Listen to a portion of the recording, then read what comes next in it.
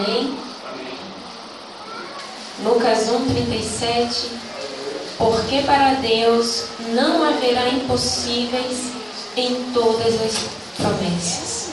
Amém? Podeis assentar, irmãos.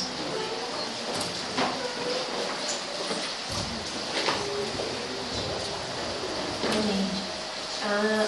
Às vezes, nós temos a tendência de focar os nossos olhos ou a nossa esperança nas promessas pessoais que o Senhor nos faz.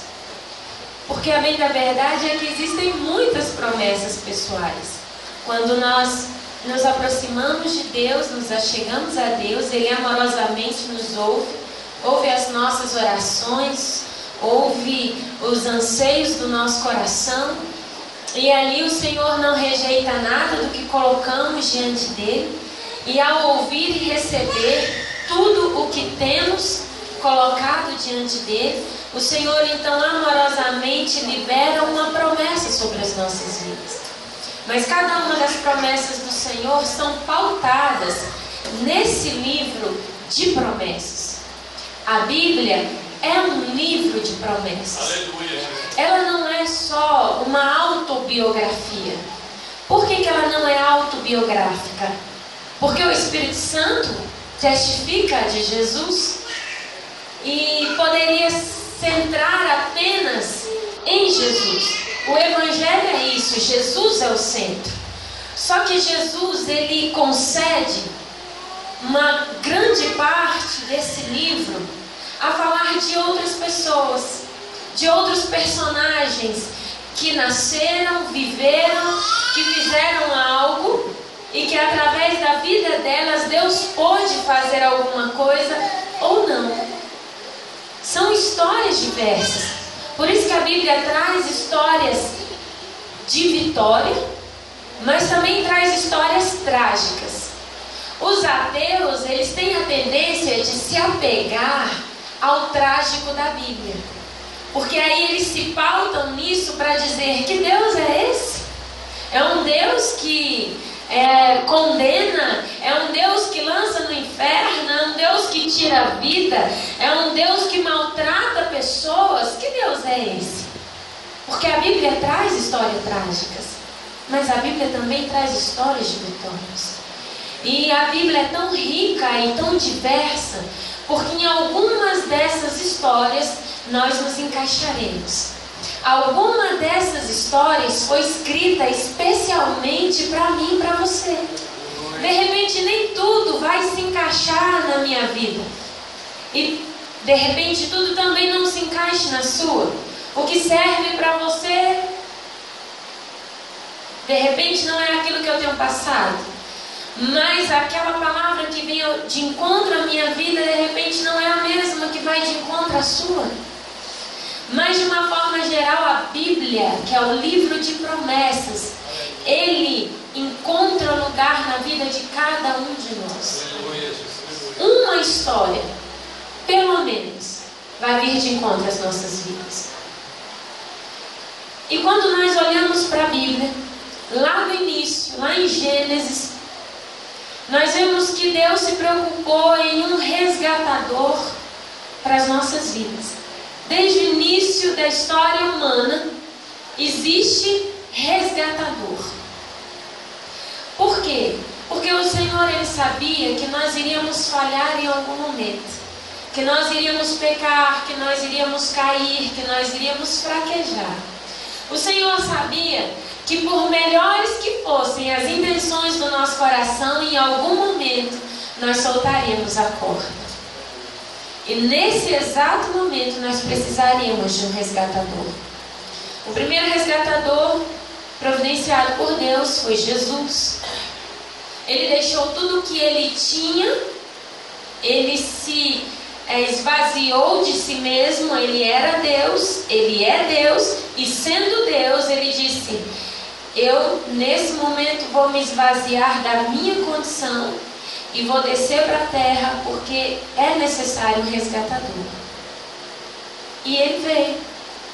E aí a gente vai vendo na história, Moisés foi um libertador. Depois de Moisés, Josué. Depois de Josué, a gente entra no livro de Juízes. E ali em Juízes existem uma série de libertadores, tanto homens como mulheres, mas sempre libertadores, porque Deus, ele sempre se importou e sempre se importará com o seu povo. Deus sempre se importou com a condição das nossas vidas, com a condição do nosso coração. Deus sempre se importou com o nosso bem-estar, com aquilo que nos fere. E Ele sempre pensou na cura. Ele sempre pensou no refrigério. Ele sempre pensou na restauração. Então, a nossa história, a começar da Bíblia, é uma história de restauradores e de resgatadores. Quando a gente sai do livro de Juízes, a gente entra em Samuel, alguém que o Senhor preparava não só no mundo físico para atender uma necessidade humana, mas como um sacerdote que atendesse uma necessidade espiritual.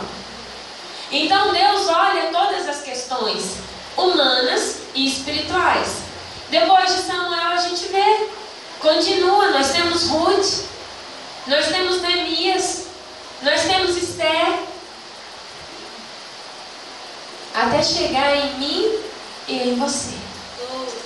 Será que nessa noite você é capaz de se olhar como um resgatador? Será que hoje você tem condições de olhar para o seu histórico de vida, o seu histórico familiar? Você tem condições de olhar para o seu histórico social e afirmar com toda certeza, não apenas repetir algo, ou não apenas aceitar uma palavra que está sendo dirigida especialmente para você. Porque esse culto não é um culto de autoajuda. Eu não estou aqui liberando uma palavra para você como autoajuda. Até porque quando eu subo aqui, eu subo na convicção de que eu fico sentada em um banquinho. Eu não sei como é isso, irmãos, mas desde o momento que eu comecei a pregar, eu disse: Senhor, todas as vezes que eu subi em um púlpito, ou que eu abri a minha boca para ministrar a Tua palavra, sempre vai ter um banquinho naquele lugar. Eu quero me sentar naquele banquinho e eu quero que o Senhor se levante e fale. Então não são palavras de autoajuda para você, são palavras do Espírito Santo, baseadas no livro de promessas, que está sendo direcionada para a sua vida, dizendo: você é um resgatador. Glória a Deus, aleluia. Isso, além de ser uma promessa de Deus, é um interesse dele, é uma palavra que vem carregada de poder espiritual, de unção, porque vem da boca do próprio Espírito Santo. É uma palavra profética para a sua vida, e uma palavra profética, ela é para ser recebida no agora e ter um efeito futuro.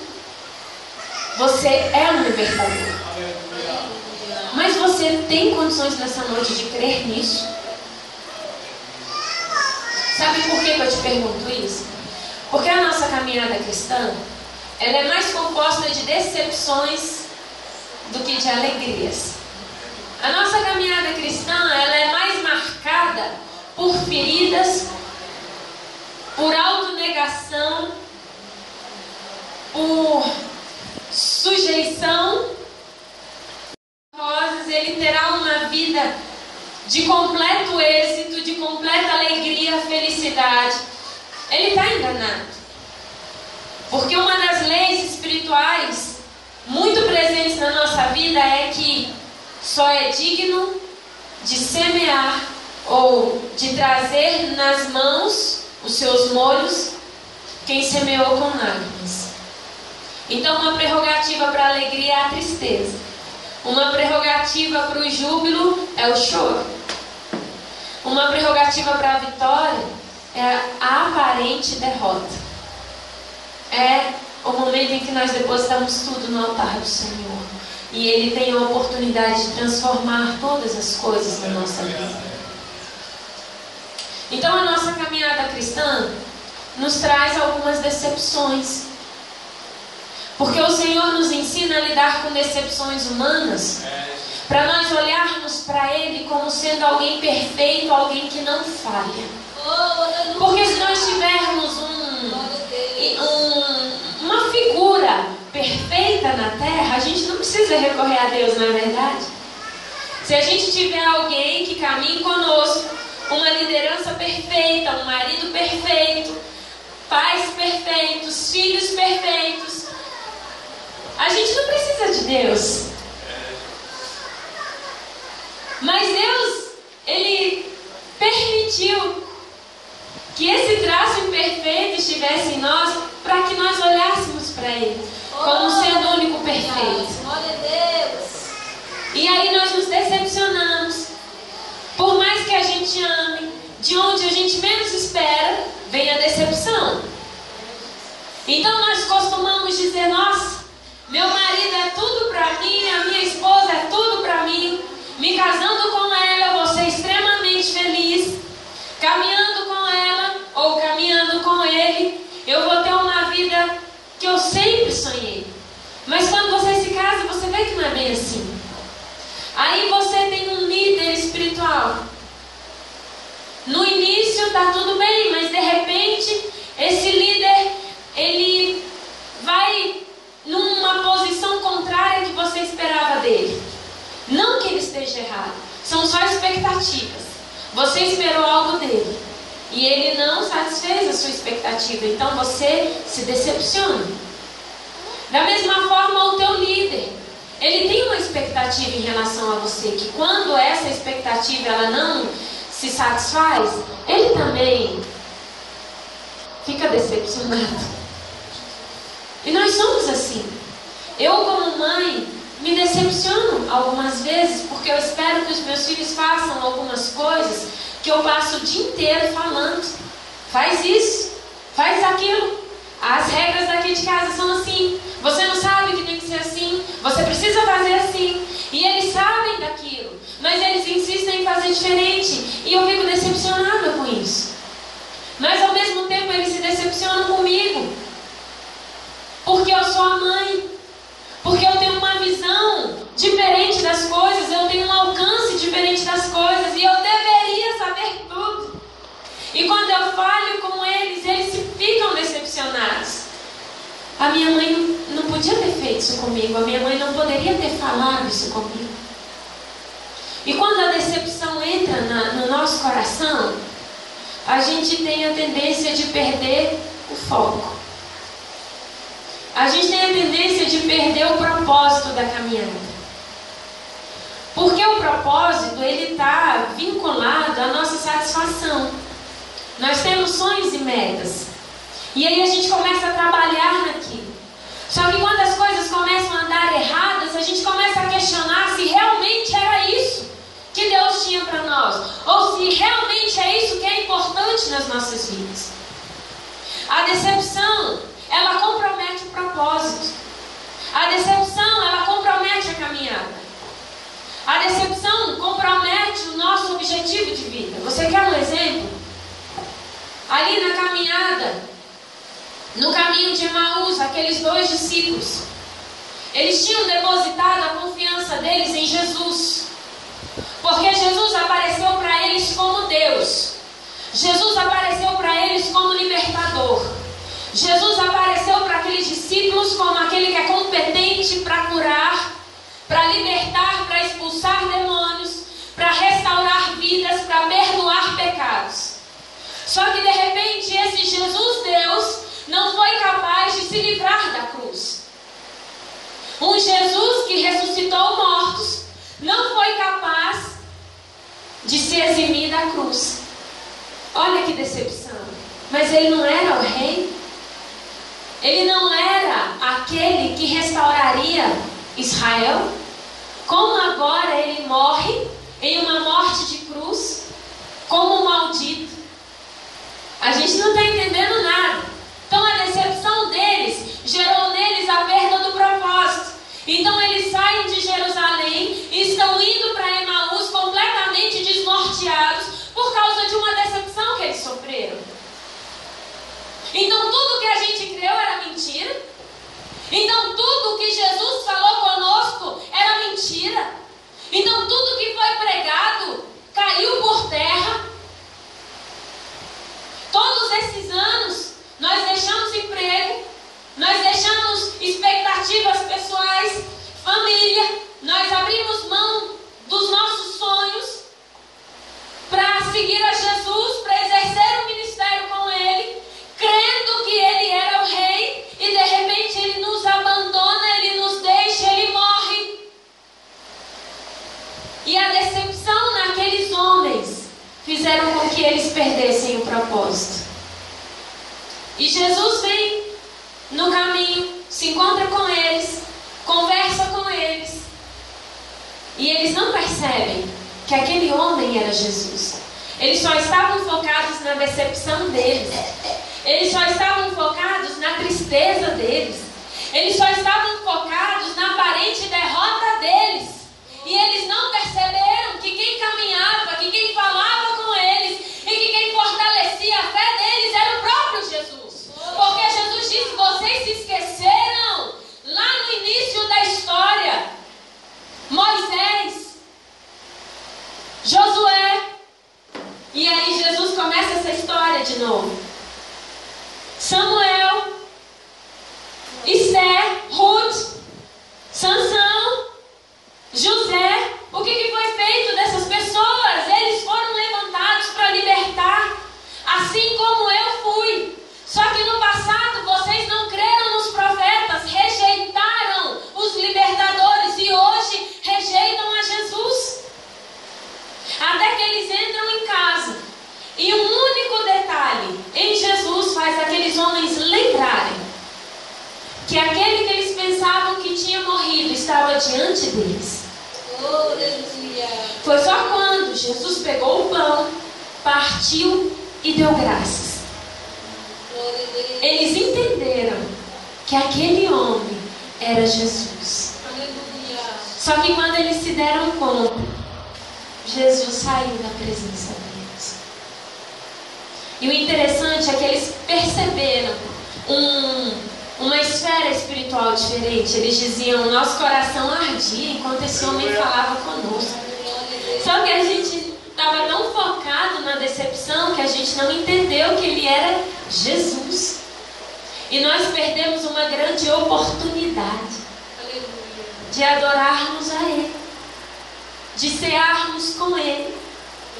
A gente só pôde entender quando ele agradeceu a Deus por tudo. Mas ele se foi e nós perdemos a oportunidade.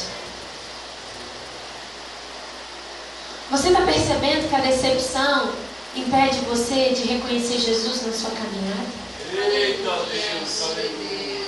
Você está percebendo que os embaraços da sua vida, elas impedem você de reconhecer Deus? Uma pessoa que foi maltratada,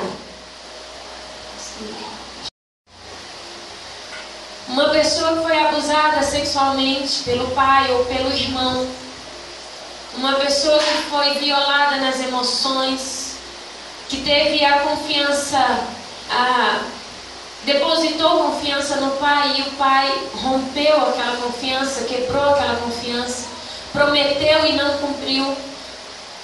Aquela criança, ela vai crescer num espírito de orfandade terrível. O que é espírito de orfandade? É ter um pai vivo que não exerce a função de pai. É ter a figura paterna, mas não alcançar nele que ele seja pai. Uma decepção humana que gera o que? Um bloqueio de relacionamentos. E nós, quando nos decepcionamos com homens, nós transferimos essa decepção para Deus. Ah, mas o meu pai mentiu para mim. Ah, mas o meu pai me maltratou. O meu pai falou e não cumpriu. Então Deus vai fazer para todo mundo, menos para mim. Deus vai prometer e cumprir para todo mundo, menos para mim. Deus vai curar as feridas de todo mundo, menos as minhas. Deus vai alcançar alcançar as necessidades de todo mundo, menos as minhas. Isso é espírito de orfandade. É você saber que você tem um pai e não conseguir desfrutar do pai que você tem. Por causa de decepções, bloqueios humanos.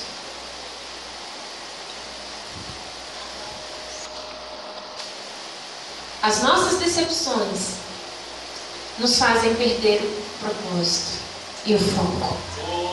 Não fique preso nas decepções que você tem sofrido, que você sofreu, que você tem sofrido. Não fique preso nos embaraços da sua vida. Não fique preso nas palavras que foram dirigidas a você. Não fique preso nas injustiças que as pessoas têm praticado contra você.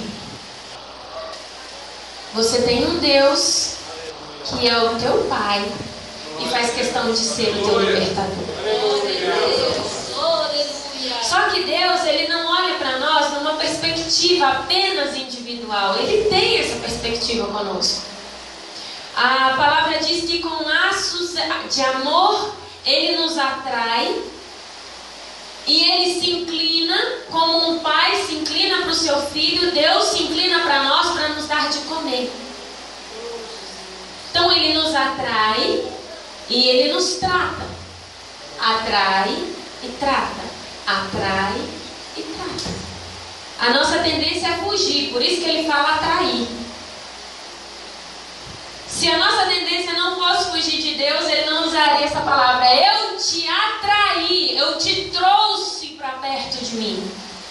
Eu peguei você aonde você estava e te trouxe para perto de mim, para eu tratar de você. Você precisa comer da comida que eu dou, você precisa beber da bebida que eu dou, você precisa ser curado com o bálsamo que eu derramo e você precisa ser moldado pelas minhas mãos. O Senhor é o nosso libertador. Só que quando Ele faz isso conosco, quando Ele nos alcança, quando Ele alcança o lugar no nosso coração que Ele quer, que Ele precisa, aí Ele começa a fazer de nós exatamente aquilo que Ele é para nós. Então o Senhor diz: eu me manifestei a você, o meu Espírito está em você, agora você vai ser para alguém aquilo que eu fui para você. Glória a Deus. É por isso que nós passamos situações que a gente não entende. A gente fala assim: meu Deus, eu não entendo por que eu estou passando por isso. Eu não entendo por que eu estou experimentando isso. Aí lá na frente, Deus te cura, te restaura e te coloca para trabalhar com pessoas que estão vivendo a mesma coisa que você viveu no passado. É porque na Bíblia está escrito que com a mesma consolação com que nós fomos consolados, nós devemos consolar também. Então o Senhor nos visita na nossa miséria, nos cura, nos restaura, nos coloca de pé para sermos instrumento de cura e restauração na vida de alguém. Glória a Deus. Isaías 61. Isaías profetiza esse cântico, esse louvor, essa palavra. É uma profecia messiânica. Fala acerca de Jesus, daquele que haveria de vir para restaurar. Isaías fala dele. Só que Jesus foi ungido e nós hoje vivemos debaixo da unção de Jesus. Jesus foi ungido uma única vez. Ele é ungido de Deus. Ele foi ungido para vir a esta terra. Ele é ungido do Pai. E nós que vivemos debaixo do sangue de Jesus, nós que reconhecemos essa palavra e que vivemos em fé pelo Filho de Deus, nós herdamos a unção de Cristo. E quando Isaías fala sobre Jesus, ele diz o seguinte: abre a sua Bíblia porque você não fechou. Isaías 61, ele diz assim: o Espírito do Senhor Deus está sobre mim, porque o Senhor me ungiu para pregar boas novas aos quebrantados, enviou-me a curar os quebrantados de coração e proclamar libertação aos cativos, e a pôr em liberdade os algemados, e apregoar o ano aceitável do Senhor e o dia da vingança do nosso Deus, a consolar todos os que choram, e a pôr sobre os que em Sião estão de luto uma coroa em vez de cinzas, óleo de alegria em vez de pranto, veste de louvor em vez de espírito angustiado, a fim de que se chamem carvalhos de justiça, plantados pelo Senhor para a sua glória. Edificarão os lugares antigamente assolados, restaurarão os que antes foram destruídos, renovarão as cidades arruinadas, destruídas de geração em geração. Versículo 6: Vós sereis chamados sacerdotes do Senhor, e vos chamarão ministros do nosso Deus. Comereis as riquezas das nações, e na sua glória vos gloriareis. Em lugar da vossa vergonha tereis dupla honra, em lugar da afronta exultareis na vossa herança. Por isso na vossa terra possuireis o dobro, e tereis perpétua alegria. Quantas coisas nós podemos listar aqui? Por que Jesus foi ungido? E consequentemente nós que estamos debaixo dessa unção fomos ungidos. Qual o propósito da nossa vida? Por que nós estamos aqui? Qual o motivo de nos reunirmos nesta noite, nesse lugar? Qual o motivo de estarmos na família em que estamos? Qual o motivo de estarmos inseridos no ambiente de trabalho em que estamos? Qual o motivo de estarmos vivendo na região em que vivemos? Na cidade em que vivemos? Qual a razão por termos em nossas mãos tudo o que temos hoje? Vocês foram chamados, em primeiro lugar, para pregar boas novas. Então na nossa boca não tem que haver uma palavra de derrota, uma palavra de desânimo. Você viu o que aconteceu? Você viu ali o inimigo agindo? Você viu como o diabo se levantou? Você viu como a tal pessoa se levantou? Você viu a astúcia? Queridos, nós não somos propagadores de más notícias. O Senhor nos colocou como propagadores de boas novas. Nós não devemos perder o nosso tempo dizendo o que o diabo fez ou deixou de fazer. O que o inimigo humano, aquele que se opõe a nós de forma humana, o que ele está fazendo ou deixando de fazer. Porque nessa noite o Espírito nos fala: eu estabeleci a cada um de vocês como propagadores de boas novas. Então nesta noite, em nome de Jesus, se na nossa boca tem palavras de derrota e de maldição, assim como aquele no livro de Isaías, aquele anjo veio e tocou, tirou brasa viva do altar e tocou na boca de Isaías, sendo profeta já. Isaías já era profeta, só que a boca dele não pronunciava o que o Senhor queria que ele pronunciasse. Então foi necessário uma manifestação sobrenatural para purificar aquela boca, para transformar aquelas palavras, para transformar aquela realidade, porque a condição em que aquele profeta vivia simplesmente não era a expectativa de Deus em relação a ele, nem em relação à nação. Muda as palavras da tua boca, muda a mensagem que o teu coração tem propagado. O Senhor te chamou para ser um propagador de boas novas. E Ele continua: me enviou para curar os quebrantados. Você sabe o que é um coração quebrantado? Coração quebrantado é aquele coração que foi ferido, traído, magoado, pisado, injustiçado, assim como o teu coração e o meu está hoje. Porque se eu perguntar, cada um de nós tem uma história de traição para contar, cada um de nós tem uma história de injustiça para contar, cada um de nós tem uma história para dizer: fizeram comigo e eu não merecia o que fizeram comigo. Seu coração está quebrantado, está aos pedacinhos. Só que o Senhor diz: você precisa buscar em mim o refazer o teu coração,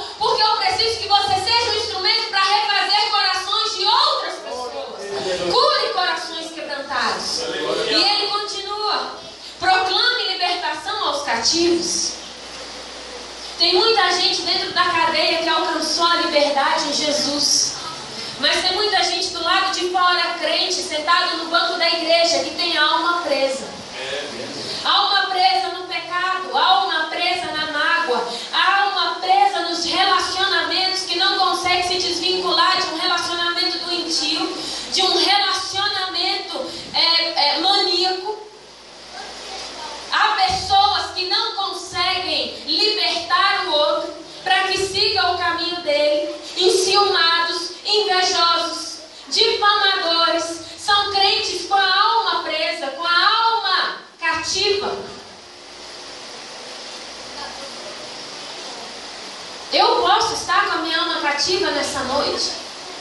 Se eu fizer uma análise da minha alma, do meu coração, certamente eu vou encontrar alguma coisa. E se você fizer uma análise do seu coração, o que você vai encontrar? Você tem liberdade, está subindo e descendo, mas a tua alma, quando você deita no travesseiro, qual é a percepção que você tem do teu coração? Teu coração está amarrado a alguém, está preso a alguma circunstância, então você precisa de libertação. E você precisa de libertação para ser instrumento para outras pessoas serem libertas. E o Senhor continua. Você precisa pôr em liberdade quem está algemado. Se você olhar para a Bíblia, o teu ministério não é pouco.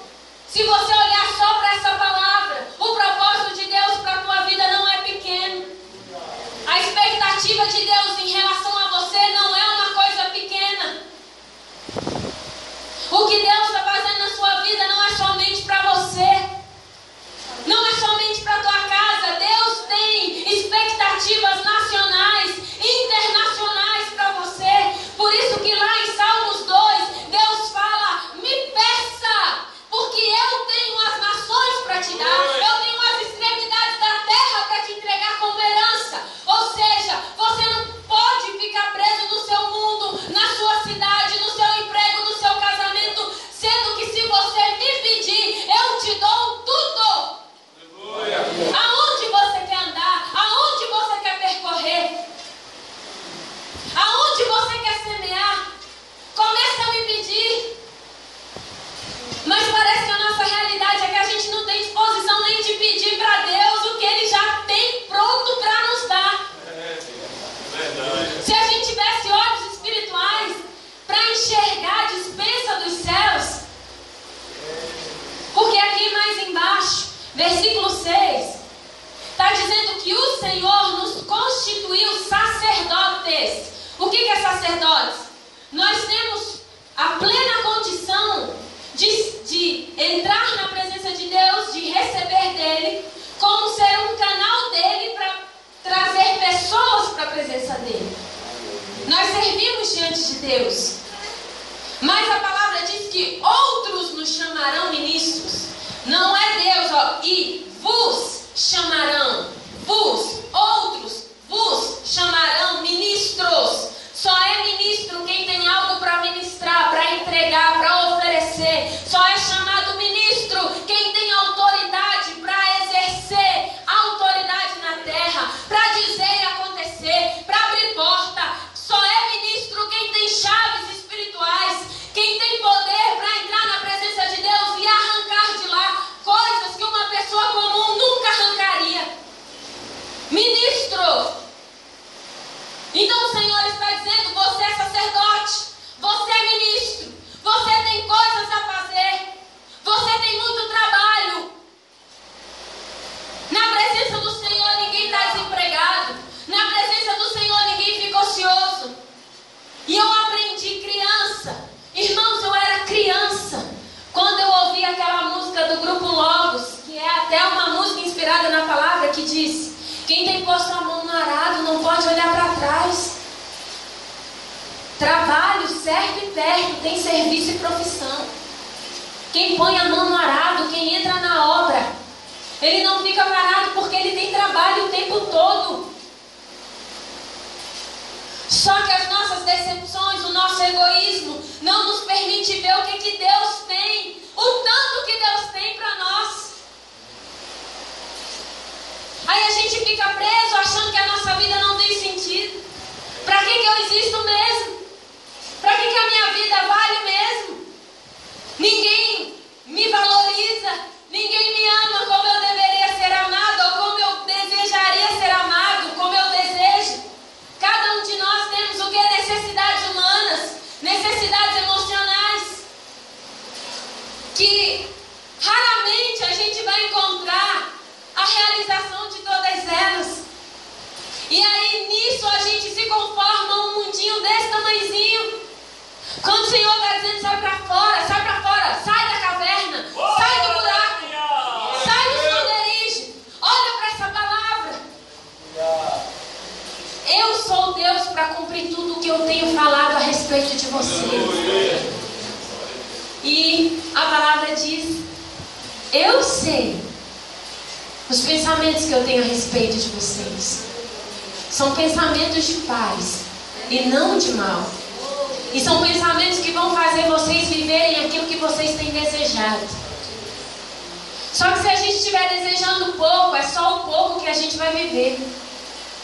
Mas se a gente olhar para a palavra com os olhos do Espírito Santo, dizendo, Espírito Santo, eu ainda não estou vendo, eu ainda não estou entendendo, o meu coração ainda não concebeu a razão da minha vida, o meu ministério, mas em nome de Jesus, eu olho para a tua palavra, tem um caminho largo diante de mim, tem uma estrada longa diante de mim, é isso que o Senhor tem, então em nome de Jesus me faz viver o que o Senhor tem. Aleluia. Eu não aceito viver as coisas que eu tenho vivido. Eu não quero estar limitado. Eu não quero, Senhor, estar preso. Eu não quero, Senhor, estar pautado nas minhas expectativas,